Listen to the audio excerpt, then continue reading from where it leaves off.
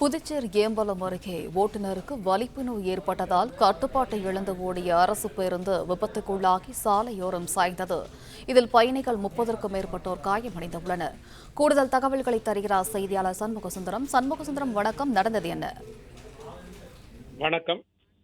புதுச்சேரியிலிருந்து கரையாம்புத்தூருக்கு புதுச்சேரி அரசு பேருந்து ஒன்று பயணிகளை ஏற்றிக் கொண்டு சென்று கொண்டிருந்தது. இதன் ஓட்டுநர் பஜனி புதுச்சேரியிலிருந்து பேருந்தானது கரையாம்புத்தூர் நோக்கி சென்று கொண்டிருந்த போது ஏம்பலம் அருகே சென்று கொண்டிருந்த போது பேருந்து ஓட்டுநருக்கு வலிப்பு ஏற்பட்டுள்ளது. இதனால் பேருந்தானது தனது கட்டுப்பாட்டை இழந்துள்ளது. கட்டுப்பாட்டை இழந்த பேருந்தானது அருகில் உள்ள வயல்வெளி கீழ் சென்று முட்டி மோதி நின்றது. இதில் பயணிகள் 30க்கும் மேற்பட்டோர் பயணித்த போது அவர்களுக்கு லேசான காயம் ஏற்பட்டது. மேலும் வலிப்பு காரணமாக பேருந்தரும் காயமடைந்தார். உடனடியாக அருகில் இருந்தவர்கள் பேருந்து ஓட்டுநரை உடனடியாக அருகில் உள்ள அரசு மருத்துவமனைக்கு கொண்டு சென்றனர். காயமடைந்த பயணிகளையும் உடனடியாக அங்கிருந்து மீட்டு புதுச்சேரி போக்குவரத்து போலீசார் புதுச்சேரி அரசு மருத்துவமனை மற்றும் வில்லியனூர் அரசு மருத்துவமனைக்கு கொண்டு சென்றனர்.